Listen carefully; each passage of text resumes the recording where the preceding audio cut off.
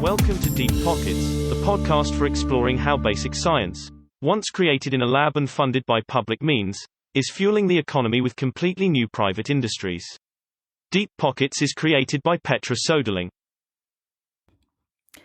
On September 14, 1858, Mr. Fordyce Beals, an employee of Remington Arms Company LLC, received his U.S. patent number 21,478 for his design, which required lowering of the loading lever to allow the cylinder pin to be pulled forward to free the cylinder. This ingenious patent was quickly implemented in Remington revolvers, which the company supplied to both the Union Army and Navy throughout the Civil War. More than 80 Union cavalry regiments were armed with hundreds of thousands of Remington revolvers. Around the same time, a former Milwaukee newspaper editor, Mr. Christopher Latham Scholes, experiments with what he calls a writing machine. His writing machine is built from piano hammers, telegraph keys, and a pedal from a sewing machine. The writing machine is patented 10 years after the Remington rifle. By this time, the war is over, and Mr. Philo Remington sits on a pile of cash.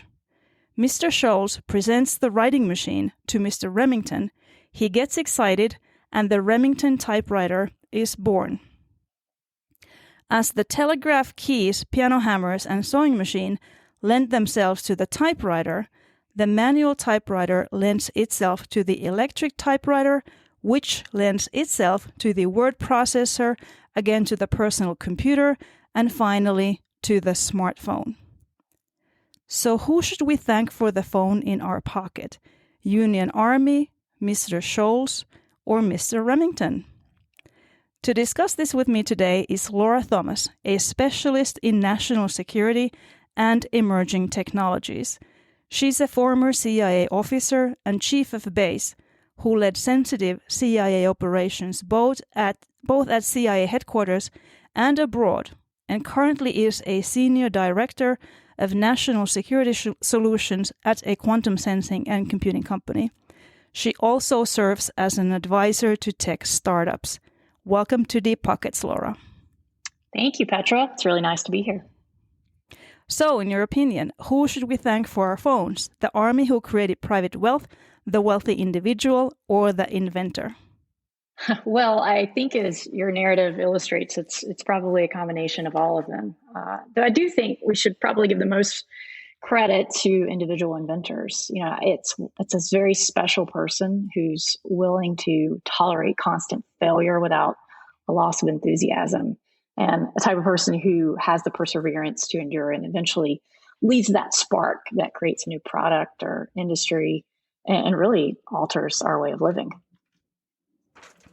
So let's talk about the CIA a little bit. CIA launched its own venture capital firm, In-Q-Tel, in 1999. I found a Wired article from 2003 that said that Silicon Valley was skeptic at first, but now everybody is a believer. Over those 4 years, a total of 3,400 companies had pitched to In-Q-Tel.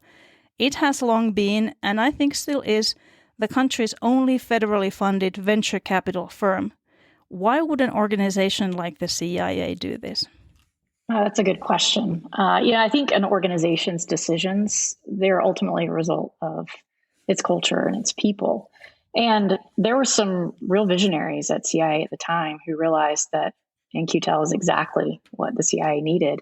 And I know that Sue Gordon, she was a driving factor behind In-Q-Tel.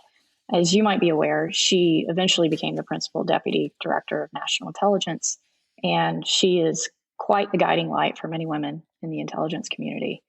She also happens to be on the board of my current company. This would be the Honorable Susan M. Gordon, who indeed served as a principal deputy director of national intelligence until August 2019. Prior to assuming that role, she was the deputy director of the National Geospatial Intelligence Agency, as well as the director of the CIA's Information Operations Center and senior cyber advisor to the director of the CIA. Gordon worked for the CIA for over 25 years. But I believe that she and a number of others recognized really early on the tectonic shift that technology was having and would continue to have on economic and national security, and the forces of innovation that were really being unleashed in the late 90s. And then if you kind of look back at the same time, there was this divergence between government and industry. It was a sense that the Cold War was over. There's a real sense of promise and optimism in the U.S. that, how these new technologies would shape our future. And we're looking to the future rather than walking around with that fear of the future and the threats that, previously lurked within from adversaries like the Soviet Union. And at the same time, there was a recognition that the slow movement of government acquisition process meant that the agency and the U.S. government were really losing out on a lot of innovative technologies. And of course, CIA being a government entity, it couldn't really afford to hire top venture capital talent. So they knew they'd have to create a new way of doing things. And thus In-Q-Tel was born. And one thing to note is In-Q-Tel, it serves more than just the CIA, but it's really the entire intelligence community. And also it does some work with affiliated partners in the UK and Australia. And they're really looking at technologies that have the potential to commercialize and also have national security implications. So think AI, ML, quantum, autonomous systems, data analytics, and cybersecurity. These are all very key areas for In-Q-Tel. And on the whole, I think it's an incredibly valuable organization. There are still really major challenges to getting the right technology into the hands of the people who need it. And this can be done. It's done from time to time, but there's still a bureaucratic process there that sort of slows us down. And sometimes by the time the technology gets into the hands of the user, it's outdated. I think it would probably take hours to untangle that in this podcast, so we don't have that much time. But the main takeaway for me is that our defense acquisition policies, they were built for a different time, and that time was when we purchased large platforms that had been proven to work exactly as tested. And I think until we make cultural shifts within organizations, we're sort of always going to be rolling a ball uphill and trying to address technology adoption into the government. And ultimately, I think we're going to have to change the way we acquire technology through the federal, it's called the FAR, the Federal Acquisition Regulation. And that's a lot easier said than done. The Federal Acquisition Regulation, FAR, is the principal set of rules regarding government procurement. It covers many of the contracts issued by the U.S. military and NASA, as well as U.S. civilian federal agencies. It contains contract clauses and provisions such as certification requirements and instructions directed at firms that might be interested in competing for a specific contract. Most recently, the general public saw this regulation in the news when Blue Origin complained against NASA for choosing SpaceX as the first commercial human lander to the moon. Blue Origin felt NASA did not appropriately evaluate the two bids. But getting back to your question on In-Q-Tel itself, I mean, the value proposition is really high for some of these startup companies. Because government is so hard to break into, In-Q-Tel basically breaks down those barriers for them. They have the contacts and the cachet, and they just know how to get things done, and that's very powerful. Yeah, you mentioned that CIA is not the only government office that deals with national security and engages private companies in inventing new products and services. To maintain the technological superiority on the battlefield, the Department of Defense, DoD, relies on scientific and technical knowledge developed in large measure through research, development, tests, and evaluation, what they call the RDT&E, funded by the department and performed by industry, universities, federal labs, etc. And 97% of this budget, which was $107.5 billion last year, comes from Defense Appropriations Act Title IV. This money is divided between Army, Navy, Air Force, and Space Force. And if we look at the type of research this $100 billion funds, most of this is directed towards the application of existing scientific and technical knowledge to meet the current or near-term operational needs, and only 2.4% is given to basic research. Given that we would not have the internet if it wasn't for DoD's basic research funds, do you think this 2.4% is enough? Well, I think the issue isn't so much the amount, but it's how that amount is spent and the value that's lost in the overarching and very highly bureaucratic way that the U.S. government does budgeting and allocations. And, if you think about this and then you add in human nature, we can see that we're combining outdated process with sometimes the lesser angels of human nature. And what do I mean by that? Well, I think organizations, they get the behaviors they reward. And the U.S. government, as a bureaucracy, it really rewards caution and a lack of deviation from process when it comes to money and government spending. And, I would add that that's for good reason. I mean, no taxpayer wants to think that their hard-earned money is being thrown into the ocean, and no politician would be reelected if that's the case, or at least known to be the case. And even a very senior government bureaucrat doesn't want a crisis on their watch that's involving cronyism or wasteful spending. But sometimes we kind of end up causing what we're trying to prevent. And I think that's especially true when we don't adapt our frameworks to changing times. And 30 years ago, it made sense to do long and careful budgetary planning cycles just based on the way technology worked. But today, the speed at which technology forces change, we just have not adapted to it. And I think we're creating Band-Aid fixes, and we're not really addressing the root cause, which is fixing government processes. And again, I think this ties back into culture and human nature, and we're very reticent to change. And the issue has become so large that no single person or even government entity really has the ability to change it, potentially outside of Congress if they were to change the legislation. It's sort of like watching an ant colony. A single ant can't move a stick, but hundreds can. And we just don't have that level of cooperation and cohesiveness yet. When you really think about it, I think that the only thing that forces bureaucracies to change is a major crisis.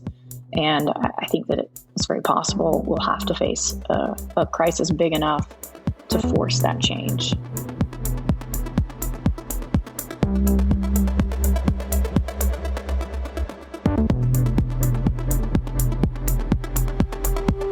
Right now, we have this frozen middle of procurement within the government. And there are individual contracting officers who are stuck in process for process sake.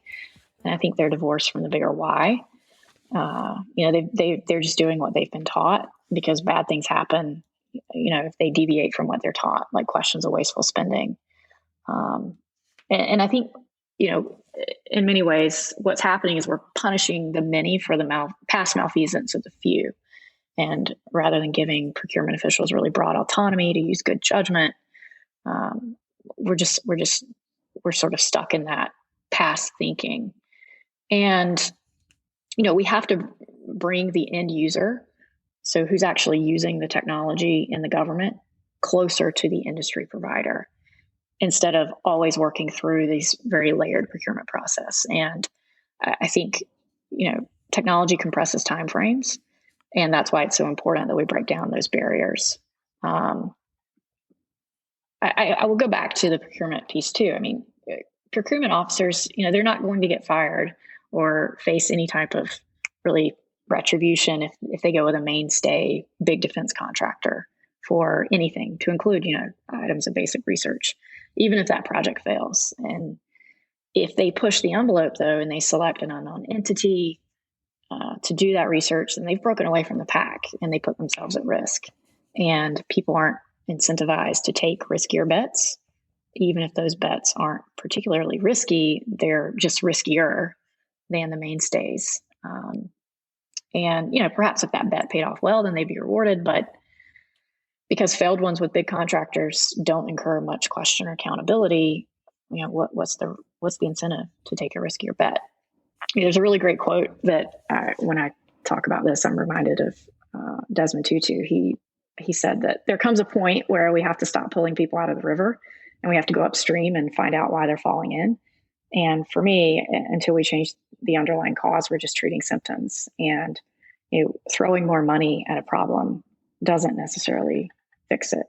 So, back to your question, I think there are really structural changes in the budgeting and acquisition process that we need to fix first, rather than just increasing the size and the amount of money that we spend.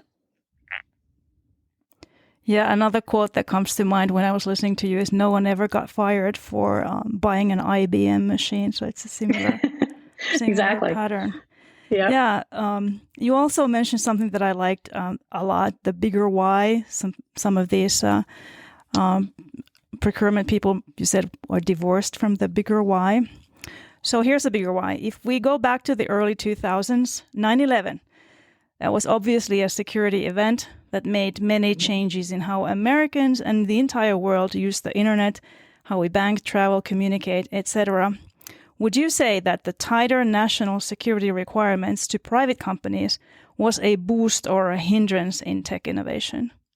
Yeah, that's a good question. It's hard to say. We can look at some of the technologies that have started directly or indirectly as a result. For example, encryption, and all the technologies around encryption today. I don't think we'd have them if it weren't for 9/11, and subsequently that cat and mouse game of increasing communication snooping and security. And back to my comment about sometimes it takes a crisis to change a bureaucracy. In this case, a crisis led to an entirely new segment for the old defense contractors and the rise of new ones. Yeah. So going back to the Remington revolver again, that revolver actually transitioned into a new form factor by late 1862, and this was due to continual improvement suggestions from the U.S. Ordnance Department. In other words, the Army was giving user feedback to a tech company, thus making the tech company's products more successful. How much of this do you know is happening today? Yeah, certainly, this happens today. I do think a major challenge for companies who work with the government, especially if they're working with the government as a stepping stone to larger commercial markets, which many are, they have to be really careful not to over-engineer product to government standards. And I think this, among a few other reasons, is why some venture capital firms, they shy away from investing in early stage companies with a government sales component. Working with the government, it can sometimes bring quite high compliance standards and overhead costs that can cripple a company's ability to move very quickly to address the commercial markets. And when you have to engineer to a highly articulated government standard, that doesn't always align to commercial consumer demands. They can't just transfer over the product they produce for the government to the commercial sector necessarily. If you can find a technology that does that very well, then there's certainly benefit there. And generally, if you look, many companies, they find it quite difficult to serve both a government and a commercial market. And if you look at the successful companies that are doing it, you'll see that they've actually split themselves into subsidiaries. Microsoft versus Microsoft Federal, for example. Interesting. So this episode is on war, and we haven't spoken about an actual war yet. Yeah. The war that must be on top of everyone's minds is, of course, Afghanistan. Brown University's Costs of War project has estimated the war in Afghanistan has cost U.S. taxpayers $2.3 trillion with a T. To put this in context, all of the 2019 budget spendings were $4.4 trillion, so almost a half year's worth of tax revenue has gone into this war. Where did that money go, Laura? Well, I'm not going to give you a definitive answer because that's a lot of money to account for. But I will say Afghanistan has certainly been on my mind as well, having served there. I think a general answer would be so much of that money went to infrastructure costs. And if you've been to Afghanistan and visited Bagram Air Base, for example, you would have seen just the magnitude of infrastructure, that it took to house, feed, and protect U.S. troops. And then you add in, airlift mobility costs, for just vehicles, helicopters. And, obviously it's not just for US, it was for NATO as well. And you think about the big defense contractors that were hired to put up perimeter security and barricades, and then all the money that went into training and supplying the Afghan army. And then the money that went into Afghan companies to provide basic resources, and some of which, a good portion of which actually fueled even more corruption in Afghanistan. So that's where a lot of it went generally. I think on the technology front, the U.S. involvement in Afghanistan and Iraq, it led to lots of money being spent on being able to better sort of see the battlefield from a technological perspective. And some of this technology, I think, no doubt benefits everyday people in the U.S. and the world. When we think of autonomous technologies like drone delivery or the Internet of Things, camera technologies, it certainly could be just as easily used for surveillance, but it's also used to wire your house, so you can know exactly when your Amazon package was delivered, and you can look in your camera or your Ring device and see that it was put on your front door or back door as you requested. I can't help but think of just the huge civil society programs we poured money into in Afghanistan to try to create a stable government. And a good example would be just the large programs to eradicate the poppy product. The sheer volumes of money that went into that. And it's really hard to say how much we have to show for it. And, it also makes me think about the human factor as well. There are girls who are educated today because of that. And that really matters. And certainly the value of one life saved is a good thing. And it makes it really hard when you're taking a cold, calculating view of financial cost benefit. And then you compare that to just the number of lives lost, both Afghan, US, and many other nationalities as well. And, overall, I think we suffered from a sunk cost syndrome combined with hubris in Afghanistan. And I don't know, where does that leave me with my views? They're always changing. I think they're being formed according to what I learn. And there's a quote that I really like. It's, "When the facts change, I change my mind." And right now, I think war has certainly shaped technology because it shapes us as people. And technology, it's ultimately a reflection of human nature and human desires. Laura Thomas, thank you so much for talking to us today. All right, you're welcome. It was my pleasure, Petra.